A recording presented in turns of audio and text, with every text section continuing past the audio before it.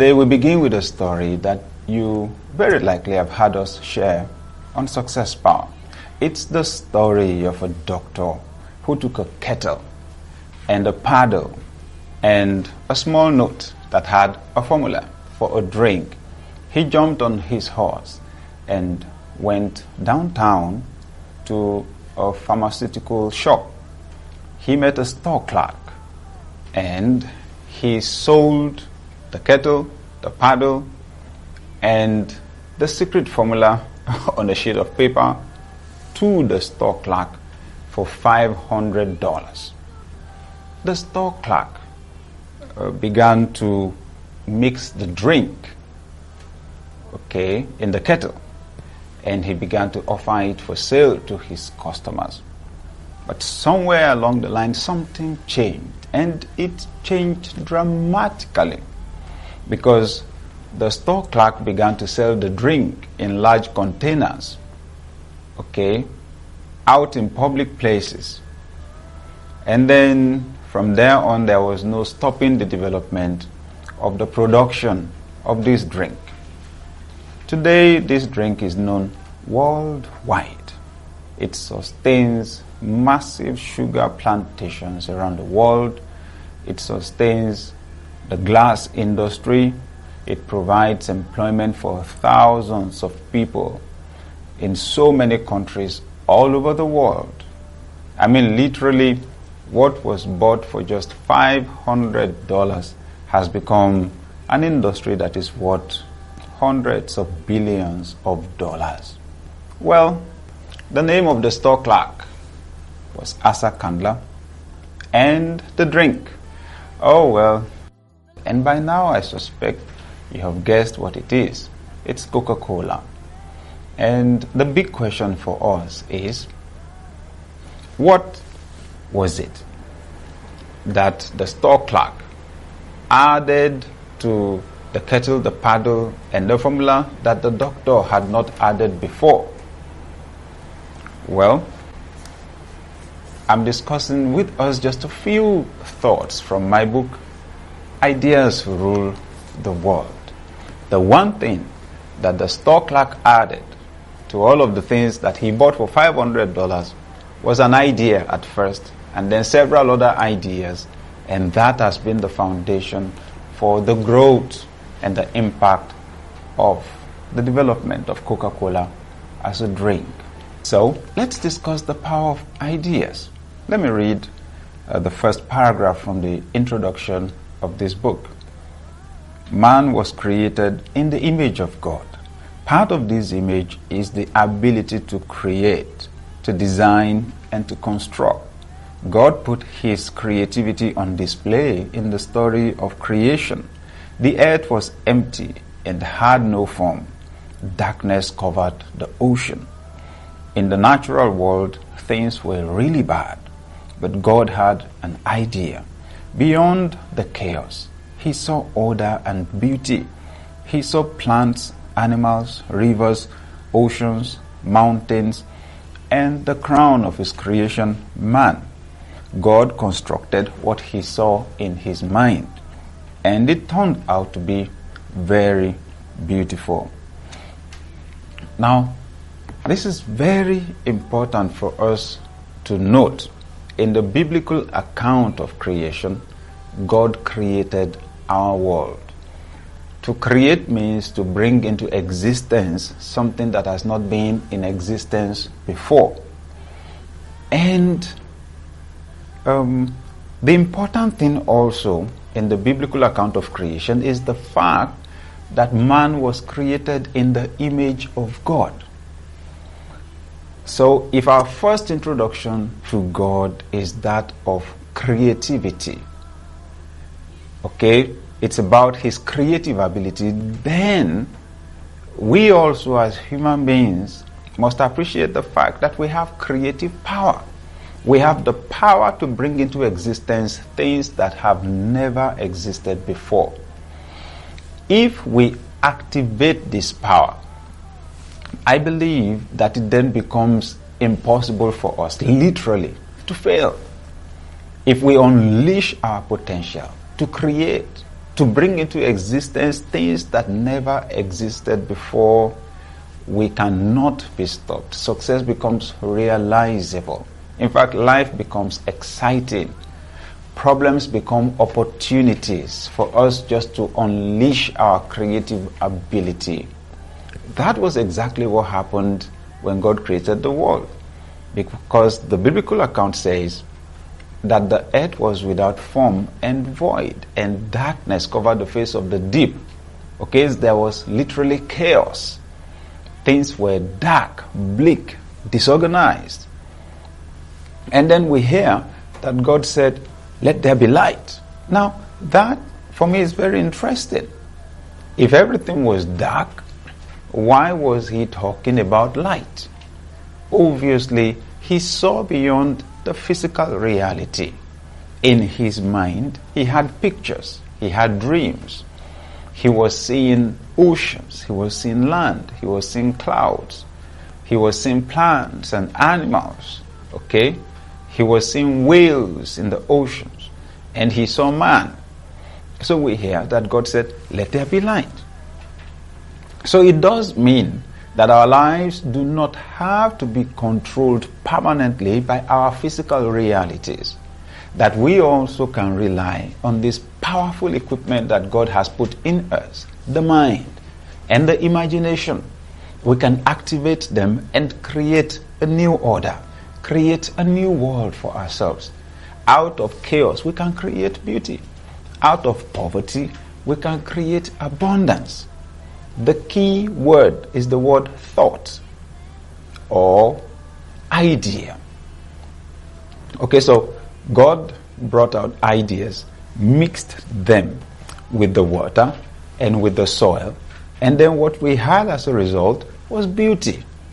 We have resources around us. We have the plants, the animals, we have the soil, we have the gases, but what determines what they turn out to be are our ideas.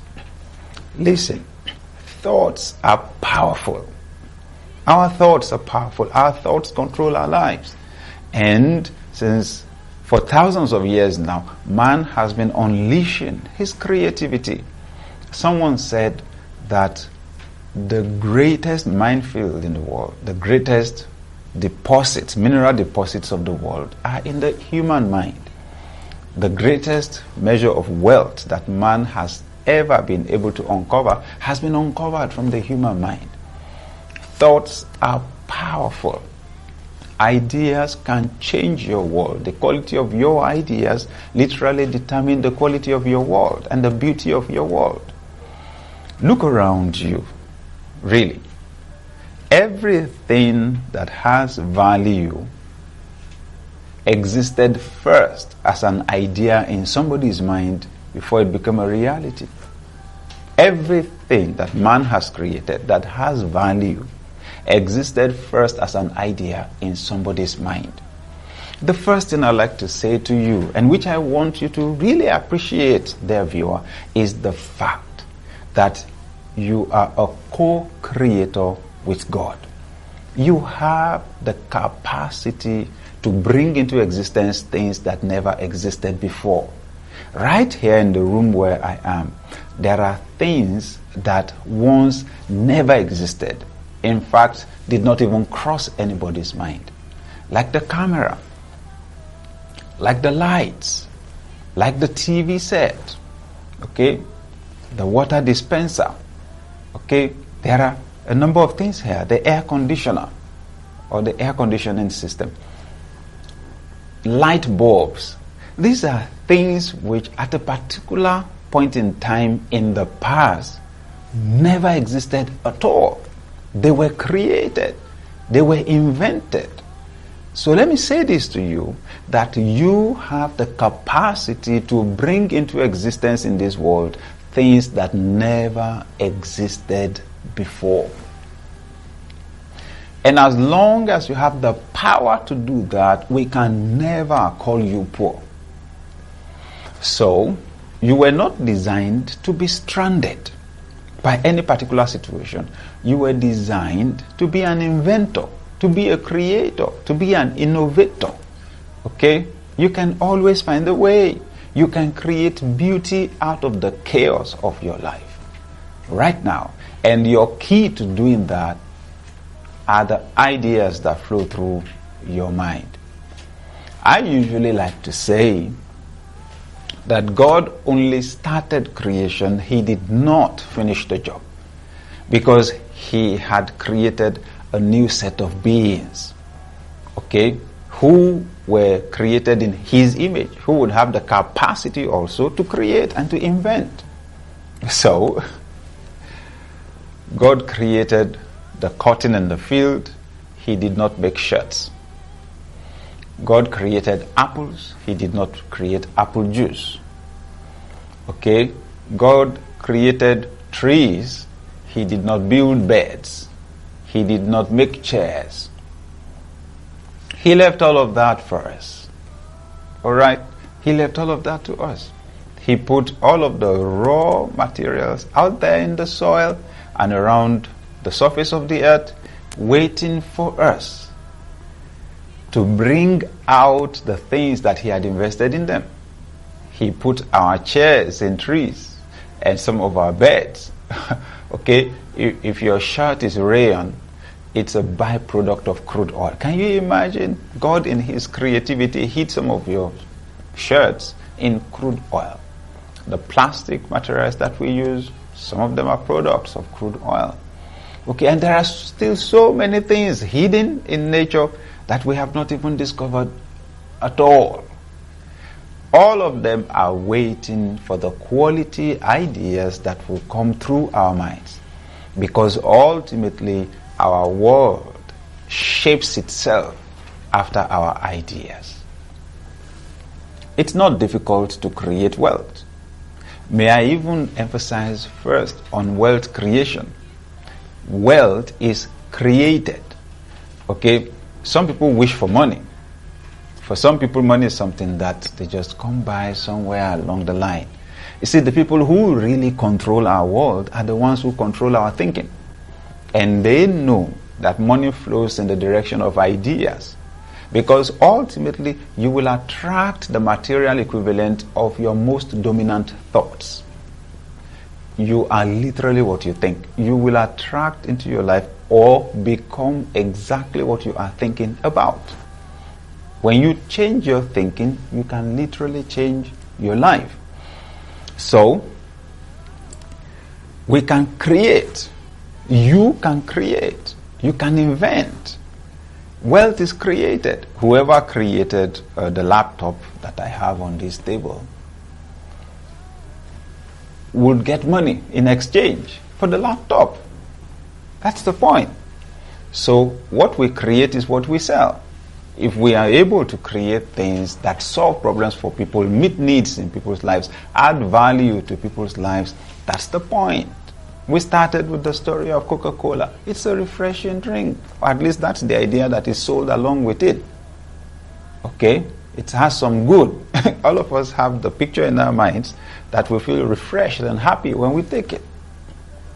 Anything that you create that meets a need, either a need for food or the need for thirst in somebody's life, or the need for clothing, or the need for love, or the need for esteem, or the need for information.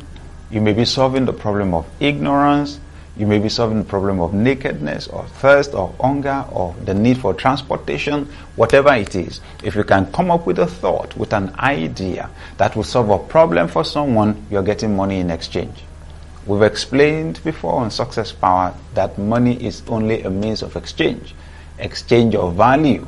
So once you can create things that have value, that will meet needs in people's lives. They may be products, they may be services. Money will come in your direction. I've heard business people say that the poor man is not the one who does not have money. He is the one who does not have ideas. That's what they say. That's what they say. Intangible resources are more powerful than the tangible ones that we have. Everything begins first from the state of thought. It is ideas that rule our world. It is through the power of ideas that will rule our world. The people who don't think will always serve those who do in our world, because it is the quality of your thoughts that determine the level of your dominion and mastery on this planet. So please remember, our world was created with thoughts right from the scratch, and our world till today is controlled by thoughts. Our world is created by thoughts. Your own world is created by your thoughts. The quality of ideas that flow through your heart and mind will determine literally the quality of your life. So, you've got to think. You have to be committed to thinking, because thinking is creating.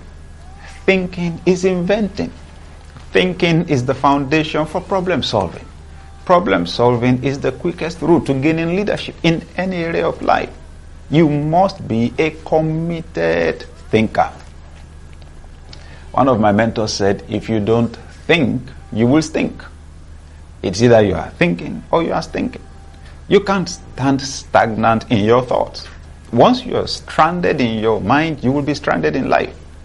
So you and I must be committed to think, and to think good quality thoughts. Remember, you are a creator, a co-creator with God.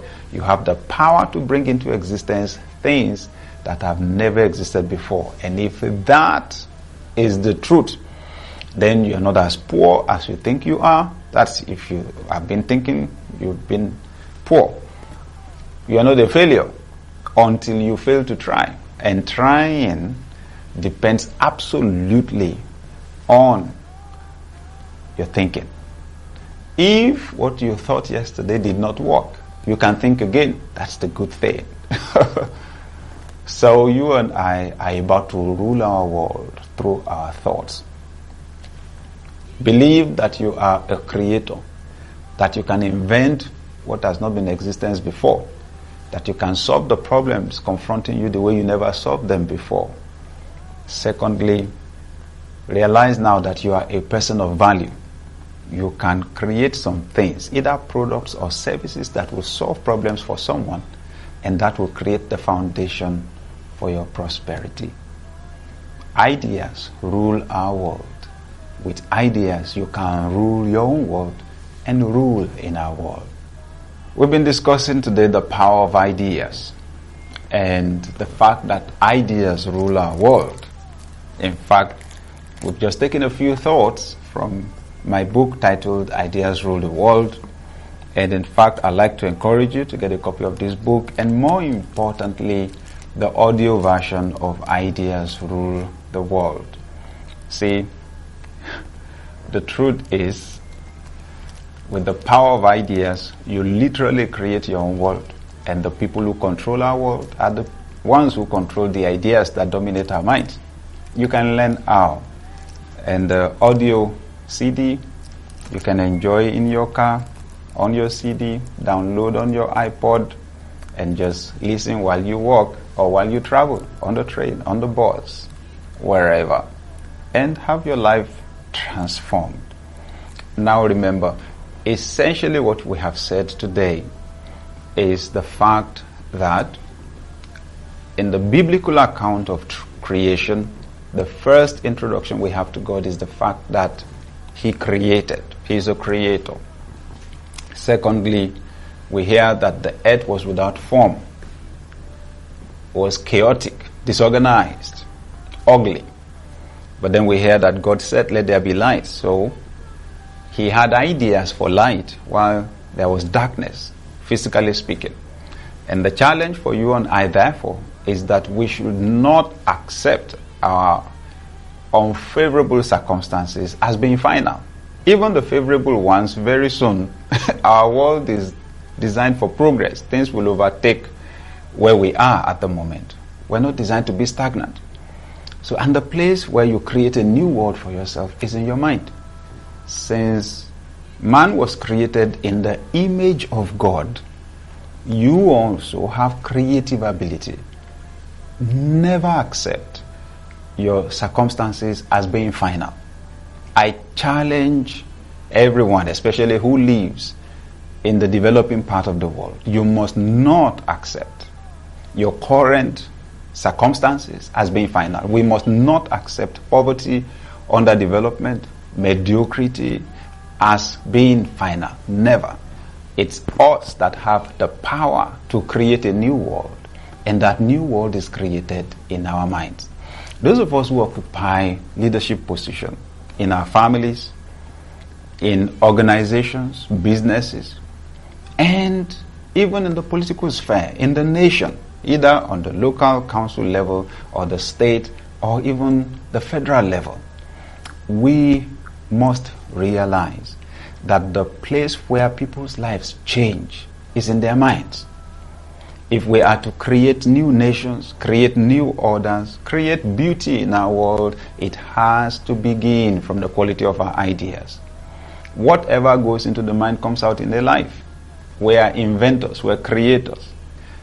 Any nation can predict its future just by looking at the ideas that dominate the minds of its youth. Whatever goes into a mind comes out in a life. So, if we want to see a new country, a developed nation, a prosperous business, a prosperous family, it begins from the mind. Where there is no vision, people perish. We can never rise beyond the quality of our thoughts. So I challenge you, as you work on developing infrastructure, providing social welfare and benefits to people, please provide visions, dreams, good quality ideas that can stir people's minds up and provide a powerful educational system that can help people develop the quality to produce ideas. Anyone who does not attend to that may not be a good leader. A story of an architect and a structural engineer who had the task to fit a bigger lift into a building. See, the lift that was installed before had become grossly insufficient for the traffic. So the challenge was to fit in a bigger lift, and it was giving them some problems. So they were discussing that as they rode the lift down to the ground floor. And they were considering different options, different ways of going about it, and they couldn't seem to find a breakthrough idea. When they got to the ground floor and exited the lift, the cleaner or the janitor who had been with them in the lift and had listened to their conversation all through without saying anything, called for their attention and said, "Gentlemen, I heard you discussing about this issue of the lift and how to fit in a bigger lift here. And obviously it's difficult, since you would have to literally break down the building to be able to fit in a bigger lift here. But it just occurred to me, why don't you put the lift on the outside?"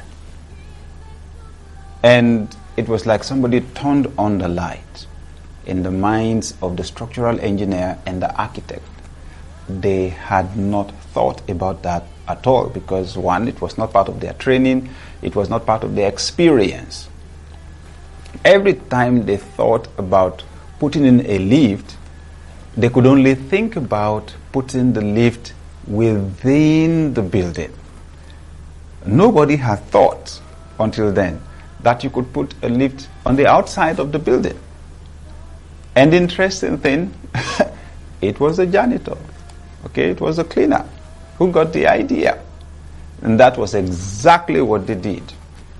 They just added, the lift lot or loft to the main building, and that was it. Well, I don't know, but that looks literally like an example of thinking outside the box. Okay? See, experts tell us that if we want to succeed like others have not succeeded before, if we don't want to be stranded in our thinking, if we want to develop our capacity for solving problems, we've got to learn to think outside the box. It does seem like people have created or defined the parameters within which we should think if we will be able to get certain results or be able to solve certain problems. That's what education does. That's what tradition does for us. That's what our past experiences do to us. There may be experiences of failure, there may be experiences of success, but we tend to draw conclusions from our past experiences that there are certain limits beyond which we should not go. So we think inside the box. But then once in a while, the idea, breakthrough idea that could change everything for us, resolve complex issues for us, could come easily if only we would just decide to think in a completely different direction from which anybody else has thought before. Anyway, my emphasis today is on the fact that it was an idea, a thought that solved the problem for the architect and the engineer. And that's how thoughts can change your life. You see, that new stairwell began as a thought, as an idea. Who knows the breakthroughs? Who knows the progress, the increase, multiplication, promotion, enlargement? Who knows the resources, new dimensions of resources that could be at your disposal right now if only you could access some thoughts, some ideas. Ideas are powerful, and that's what we're discussing today. The power of ideas. And we're taking just a few thoughts from the book that I authored titled Ideas Rule the World. Let me read from chapter 3 of the book, the first paragraph. It says, ideas are spiritual seeds. Practically every experience that a man has can be described as a fruit. The average man eats the fruit and throws the seed away. The fleshly part of a fruit can be likened to our experience, but inside every experience is a seed, and the seed represents the principle that controls the experience. If you eat a fruit and throw the seed away, you cannot produce the fruit again. But if you keep the seed, you can reproduce the fruit as many times as you want. Okay, now this is important. The seed is one of the most sophisticated products that man has ever had to deal with. The fact that the seed literally controls the future. If I hold in my hand a mango seed and I plant it in the right soil at the right time, it grows into a mango tree. So all that while, the tree has been hiding in the seed. And it's not only one tree that's been hiding there, because after some time, the mango tree begins to bear fruit, and inside every fruit is a seed, which if planted will become a tree. Now, see, if I hold a seed in my hand, a mango seed controls soil at the right time, it grows into a tree. That tree bears fruit. Inside each fruit will be a seed, which if planted can become a tree. Okay, so the seed controls the whole experience. What I'm saying is, in life, if you want to be able to operate the law of cause and effect, you want to unleash your creative ability, you want to develop the power to make things happen, you need to value seeds. You need to recognize seeds, because we have different kinds of seeds in different areas of life. So, when you are able to hold the seed, you can recreate the experience. That's what I mean. You can eat a mango fruit and throw the seed away. However, if you take the seed, cultivate it, you can create the mango fruits that you will hear. The mango fruits that you will eat for several years down the line. So I have described in the book Ideas Rule the World the fact that our experiences are like seeds. You may hear somebody's story of how he created wealth. Exciting, powerful story. You may read a book. You may watch a documentary. However, will you be able to detect the things that created the experience? Because they are always within the story. Sometimes the experience that we're talking about may be a negative one. Someone may have abused you, may have been very harsh on you. Somebody in an authority position may have mistreated you. And you may come out of that experience and all that you have is bitterness. However, if you are not careful, the seed of that bitterness may have been sown in your heart, and you may go into the future bearing fruits of bitterness and giving exactly that experience to other people. Hating people, mistrusting people, abusing people. It does happen. These things come in cycles. I have decided to see ideas as seeds. Ideas are seeds. Anyone who gets ideas in our world can literally create things, can bring things into existence. Okay, let me refer to the biblical story of creation, where the first words that God spoke to the first man and woman were, "Be fruitful and multiply, replenish the earth, rule over it, and have dominion." And it's still the same thing that I'm saying. Be fruitful. You can't be fruitful if you don't have seeds. Fruit grow out of seeds. So, ideas are seeds. Being fruitful is simply being productive, cultivating your seeds. We all know that for a human being to be conceived in the womb, there's got to be a seed, the semen from the man. Okay? So we have seeds. It's seeds that become human beings. And human beings then carry seeds in them that become other human beings.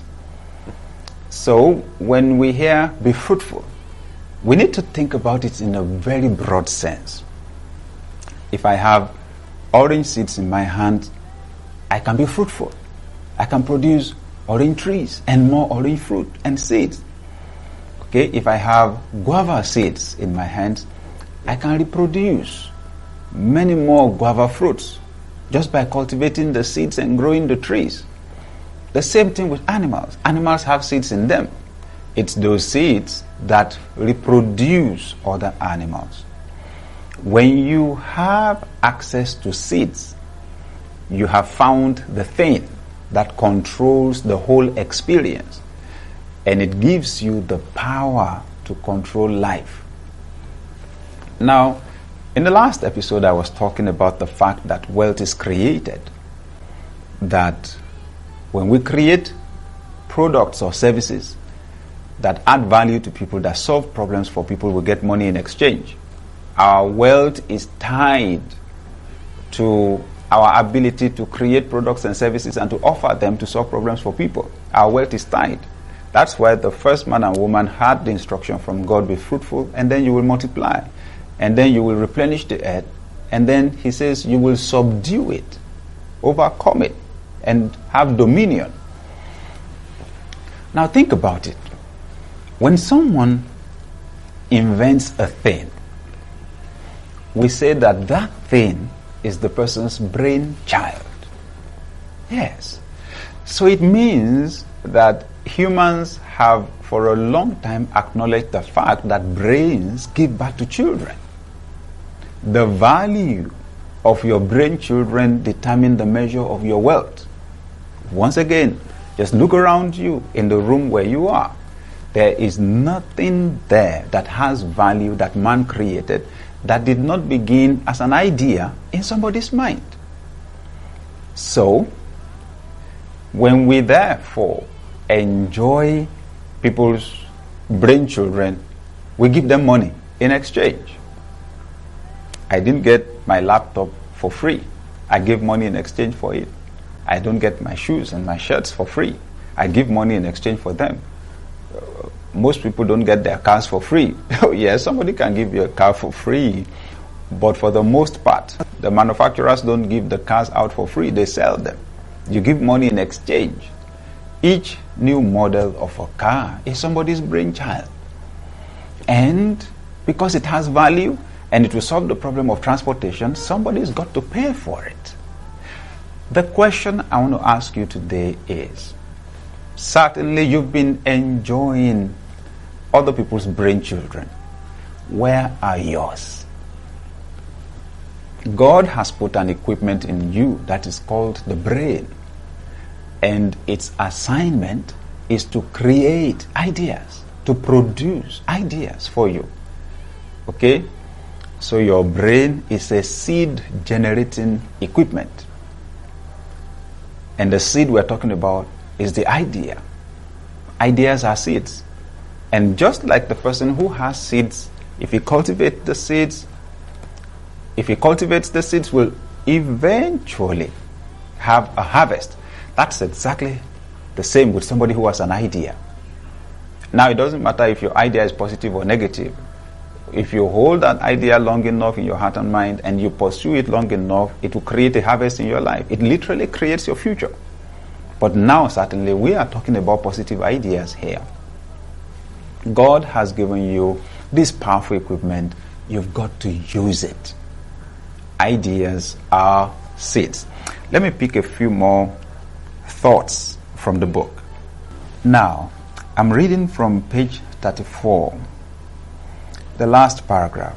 It says, those who do not generate ideas will always have to serve those who do, because we only rise to the level of our idea. Seek to become an idea generator yourself. The best workers I have found around are those who have built their minds or cultivated their imaginations to produce ideas for themselves. I have found out that those who produce ideas never lose hope. Their minds keep producing ideas in the jobs they are given to do. We need more of such people who are not just seeking jobs but can create jobs for others. If you see a man who has a productive mind, he creates more work than he himself can handle. Now that's powerful. You know, if you've been given a job to do, one of the most important dimensions to your job is the thinking part. When people don't think well, they don't work well. In some parts of the world, especially in the developing part of the world, thoughts are not valued because they cannot be seen. Wealth is defined only by the tangible, by the material. Money is overvalued because the definition of money is the paper. But listen, in advanced parts of the world, where people have advanced in thinking, they have since discovered real money is value. You can't see value with your eyes, but you can recognize it with your mind. In fact, you can create it with your mind. So the major part of your job is the thinking part. If you don't win on paper, you're not likely to win in real life. It is ideas that control our lives. As a man thinketh in his heart, so is he. It's the thinking first. Then you literally become what you think. The material world around you will adjust itself along with your thinking. Therefore, planning becomes critical, very important, for you to sit down and to calculate how to turn your ideas into reality, the step-by-step points you've got to take to arrive at your destination. Okay? The best workers in any office are the thinkers. The best paid people are those who come up with the best ideas. You've got to be a problem solver. And the major equipment for solving problems is your mind. So, be a good thinker, a creative thinker, an innovative thinker. Be someone who can consider different possibilities, different options. Okay? We have to engage in strategic thinking, for example. What's the best way, the fastest way, which, however, should be the cheapest way to get the job done? So you find out that the best workers are those who are always thinking on their jobs, always thinking on the job, always solving the same problem in better ways. Everybody's got to be doing that with their jobs. Okay? I read a book many years ago titled, "Don't Do What I Ask You to Do." But I think what the author was trying to say was, don't let your brain go to sleep. The major part of work is mental work. Okay? And I realize sometimes people run away from mental work because it's more difficult than physical work. So, task your brain. Exert your brain. Get your brain to work. Even if it sweats, stretch it. Someone says, when an idea has stretched your mind never returns to its former size. Confront it. There's an exercise that Dr. Robert Schuller calls count to 10 and win. When he wants to solve a problem, he lists 10 possible solutions and then goes over them. If he has found the solution he's looking for, fine. If not, he starts the game again. Count to 10 and win. Listen, you don't break through until you break in. The most powerful breakthroughs you are looking for in life presently are lying within the range of your imagination, if you will devote time to think. The fact that all of us have the power to create and our major tool for creating anything in this world are thoughts, ideas. You can come to the point where you are not stranded in life anymore because you can get a creative idea to resolve whatever issue you come across. Your promotion and the money that you get are just simply rewards that you get in exchange for solving problems. Our emphasis today has also been on the fact that ideas are seeds, that ideas are the principles that control our experiences in life. When you develop the capacity to create ideas, you control literally the circumstances of your life. If ideas are seeds, they need to be cultivated. They need to be planted. They need to be acted on. And God has given us each a machine, the mind, that creates those seeds in our minds. You've got to create new ideas, solve problems like you never did before, and pursue the fulfillment of those ideas. Well, please remember that our discussion today has been from my book titled Ideas Rule the World. And Ideas Rule the World is now in an audio format. You can listen to it on the road, in your car, in the train, in the bus, at the bus stop, while you're waiting somewhere, in your office, or on your laptop or computer while you're walking. Life-changing experience it is. Please remember this, that seeds reproduce themselves. They never end. I plant a maize seed, it grows into a tree, bears fruit, there'll be more seeds in it. When you pursue a powerful idea, more ideas will be generated along the line that create wealth for you. My challenge once again goes to everyone who occupies a leadership position. It is vision that makes a leader, and vision is just about ideas. When you are too busy to think, you are too busy to make progress. You have to create solutions. The essence of leadership is service. It's problem solving.